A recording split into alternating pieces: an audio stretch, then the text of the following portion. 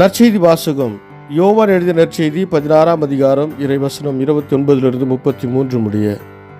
இதை கேட்ட அவருடைய சீடர்கள், இப்போதுதான் உருவகம் எதுவுமின்றி வெளிப்படையாக பேசுகிறீர். உமக்கு அனைத்தும் தெரியும், யாரும் உம்மிடம் கேள்வி கேட்க தேவையில்லை என்பது எங்களுக்கு இப்போது புரிகிறது. இதிலிருந்து நீர் கடவுளிடமிருந்து வந்தவர் என்பதை நம்புகிறோம் என்றார்கள். இயேசு அவர்களை பார்த்து, இப்போது நம்புகிறீர்களா? இதோ காலம் வருகிறது, ஏன் வந்தே விட்டது. இப்போது நீங்கள் சிதறடிக்கப்பட்டு ஒவ்வொருவரும் அவரவர் வீட்டுக்கு ஓடிப்போவீர்கள். என்னை தனியே விட்டு விடுவீர்கள். ஆயினும் நான் தனியாய் இருப்பதில்லை, தந்தை என்னோடு இருக்கிறார். என் வழியாய் நீங்கள் அமைதி காணும் பொருட்டே நான் இவற்றை உங்களிடம் சொன்னேன். உலகில் உங்களுக்கு துன்பம் உண்டு, எனினும் துணிவுடன் இருங்கள், நான் உலகின் மீது வெற்றி கொண்டு விட்டேன் என்றார்.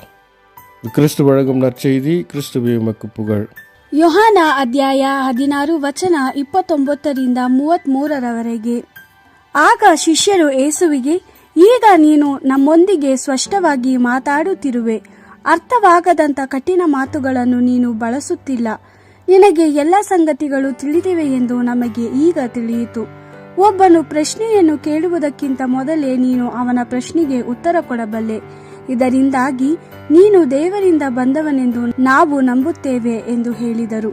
ಯೇಸು, ಹಾಗಾದರೆ ಈಗ ನೀವು ನಂಬುತ್ತೀರಾ?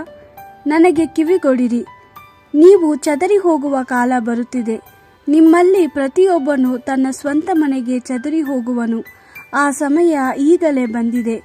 ನೀವು ನನ್ನನ್ನು ಬಿಟ್ಟು ಹೋಗುವಿರಿ, ನಾನು ಒಬ್ಬಂಟಿಗನಾಗಿರುವೆನು. ಆದರೆ ನಿಜವಾಗಿ ನಾನೆಂದಿಗೂ ಒಬ್ಬಟ್ಟಿಗನಲ್ಲ, ಏಕೆಂದರೆ ತಂದೆಯು ನನ್ನೊಂದಿಗಿದ್ದಾನೆ. ನೀವು ನನ್ನಲ್ಲಿ ಶಾಂತಿಯನ್ನು ಹೊಂದಿದವರಾಗಿರಬೇಕೆಂದು ನಾನು ನಿಮಗೆ ಈ ಸಂಗತಿಗಳನ್ನೆಲ್ಲ ಹೇಳಿದ್ದೇನೆ. ಈ ಲೋಕದಲ್ಲಿ ನಿಮಗೆ ಸಂಕಟವಿದೆ, ಆದರೆ ಧೈರ್ಯದಿಂದಿರಿ, ನಾನು ಈ ಲೋಕವನ್ನು ಸೋಲಿಸಿದ್ದೇನೆ ಎಂದು ಹೇಳಿದನು. ದೇವರ ವಾಕ್ಯವಿದು. ದೇವರಿಗೆ ಕೃತಜ್ಞತೆ ಸಲ್ಲಲಿ. Gospel according to John chapter 16 verse 29 to 33. The disciples said to him, "Now you are speaking plainly and not in veiled language. Now we see that you know all things even before we question you. Because of this we believe that you came from God." Jesus answered them, "Do you believe now? The hour is coming, indeed it has come, when you will be scattered, each going his own way, and you will leave me alone. Yet I am not alone, for the Father is with me.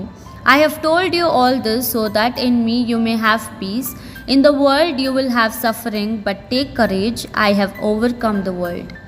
The Gospel of the Lord. Praise to you, Lord Jesus Christ.